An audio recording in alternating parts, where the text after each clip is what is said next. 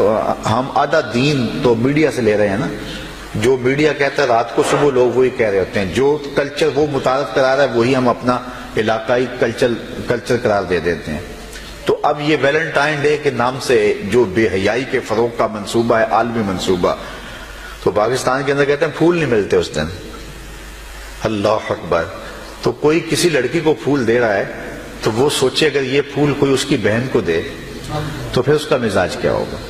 ایک شخص حضور کی خدمت میں حاضر ہوا اور عرض کرنے لگا کہ یا رسول اللہ صلی اللہ علیہ وسلم، میں ایمان لاتا ہوں لیکن مجھے زنا کی عادت ہے اور میں جو ہے وہ اس کو نہیں چھوڑ سکتا.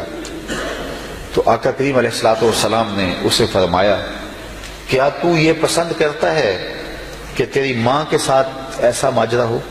اس نے کہا اللہ کے رسول میں کیسے پسند کر سکتا ہوں؟ تو فرمایا پھر کوئی بھی پسند نہیں کرتا.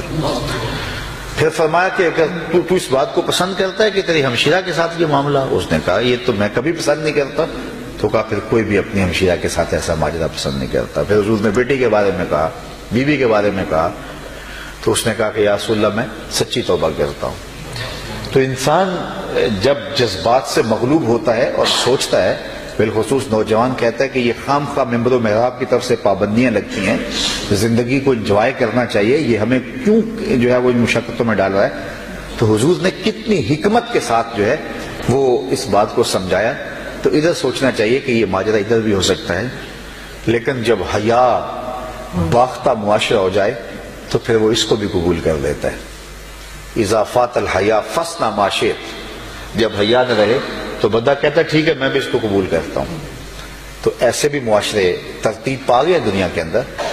تو ہمارا معاشرہ حیا کا معاشرہ ہے. اسلام کا اگر مجھے آپ دوسرا نام پوچھیں کہ اسلام کا دوسرا نام کیا ہے، تو اسلام کا دوسرا نام دین حیا ہے.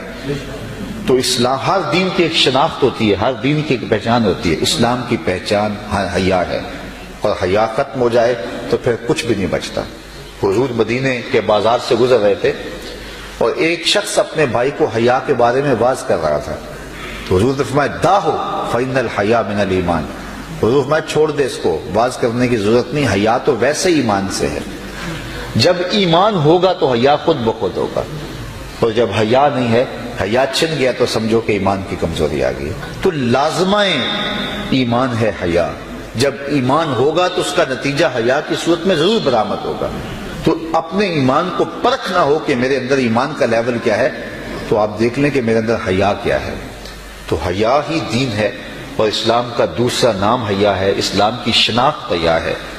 تو اس لیے اس طرح کی جو خرافات ہیں اس سے ہمیں بائیکاٹ بھی کرنا چاہیے، اور اس کے خلاف عملی جہاد اور کوشش بھی کرنی چاہیے، اور اپنے رویے سے اور اپنے انداز سے. بلکہ آپ کسی کو پھول ویسے بھی دینا چاہتے ہیں تو اس طرح ویسے گریز کرے. علماء نے کہا کہ یوم نیروز اور یوم مہرجان کے دن جو ہے وہ روزہ رکھنا منع ہے. حالانکہ روزہ تو کسی دن بھی رکھا جا سکتا ہے، لیکن یہ پارسیوں کی عید کے دن ہے، تو کہیں مشابہت نہ ہو جائے، کوئی یہ نہ سمجھے کہ ان کی عید کی تعظیم کے لیے جو ہے یہ روزہ رکھا گیا ہے، تو اس دن نہ رکھو. تو اس طرح ہولی، بیساکھی، یہ دنوں کے اندر وہ کوئی لوگ خاص طور پہ جو ہے وہ جلیبیاں وغیرہ لیتے ہیں. ہمارے ہاں پنجاب میں کلچر ہے، تو علماء اس کے ضمن میں کہتے ہیں کہ اس نے گریز کر لیں، اس لیے کہ کوئی یہ نہ سمجھے کہ یہ وہ بیساکھی کی جلیبیاں ہیں. تو اگر آپ کسی کو ویسے بھی محبت سے پھول دینا چاہتے ہیں، پھول دینا منع نہیں ہے، لیکن اس دن کم از کم گریز ہونا چاہیے تاکہ جو ہے وہ اس کو سپورٹ نہ ہو. تو ہمیں اپنے عمل سے، اپنی کوشش سے، اپنی جدوجہد سے جو ہے وہ پوری قوت کے ساتھ جو ہے وہ ان خرافات کا مقابلہ کرنا چاہیے. اسلام حیا کا دین ہے. ہم اپنی نسلوں کو بچپن سے حیا سکھائیں اور ان کی گٹی کے اندر یہ بات رکھیں، اور یہی جو ہے وہ کسی قوم کے مہذب ہونے کی دلیل ہے. کپڑے اتار کے پھینک دینا اگر مہذب ہوتا تو جاہلیت کے زمانے میں تو کپڑے اتار کر کے کعبۃ اللہ کا طواف کرتے تھے. پھر دنیا ترقی تو پھر اس وقت کی ہوئی تھی نا، اب تو تھوڑے بہت کپڑے لوگ پھر بھی پہنتے ہیں، تو اس وقت تو یہ بھی اتار دیتے تھے. لیکن تہذیب یہ ہے کہ اللہ تعالیٰ نے انسان کو لباس دیا ہے، اور لباس کی 3 ضرورتیں ہیں: سردی گرمی سے بچانا، دوسری بات انسان کے پردے کی حفاظت کرنا، اور تیسری بات انسان کو زینت دینا. یہ تینوں مقاصد اگر لباس کے ہیں تو وہ لباس حقیقی لباس ہے، اور حقیقی لباس تقوی کا لباس ہے.